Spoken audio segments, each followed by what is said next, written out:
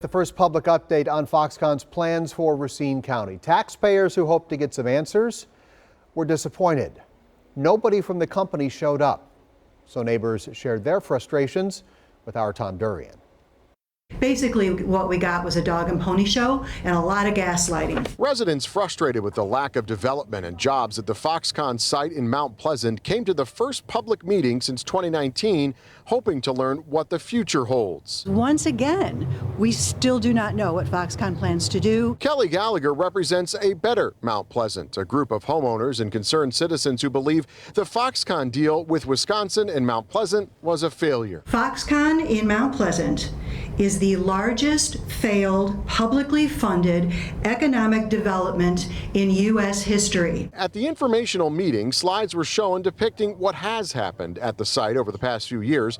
But as for what Foxconn plans to do next, those questions couldn't be answered. Why did Foxconn representatives not show up to this valuable meeting?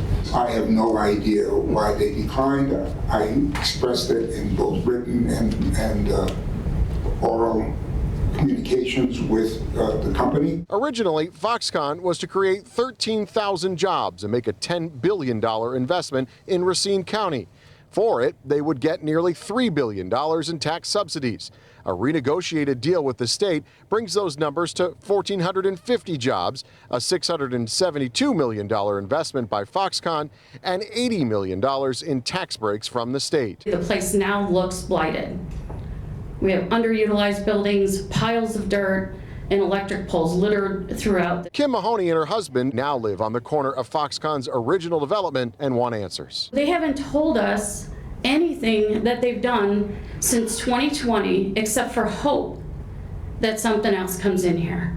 While the state has already renegotiated its deal with Foxconn, a lot of people we talked to are concerned about the village of Mount Pleasant and it being on the hook for the hundreds of millions of dollars in infrastructure improvements already done. Reporting in Racine County, Tom Durian, TMJ4 News. Tom, thank you. A look back to how we got here. It was July of 2017. Then President Trump made the announcement Foxconn would build a massive plant in southeast Wisconsin, the eighth wonder of the world, he called it. About a year later, ground was broken on that site in Mount Pleasant, but in the months that followed, Foxconn drastically scaled back its planned $10 billion factory. Last April, the company signed a revised contract with the state, slashing the number of promised jobs. It was 13,000. They now promise fewer than 1,500. Would you say that Foxconn overpromised? Our Charles Benson recently interviewed a key player in the Foxconn project. Former executive Alan Young worked behind the scenes on the deal. Recently wrote a book about it. You can see that interview at tmj4.com. Just search Foxconn.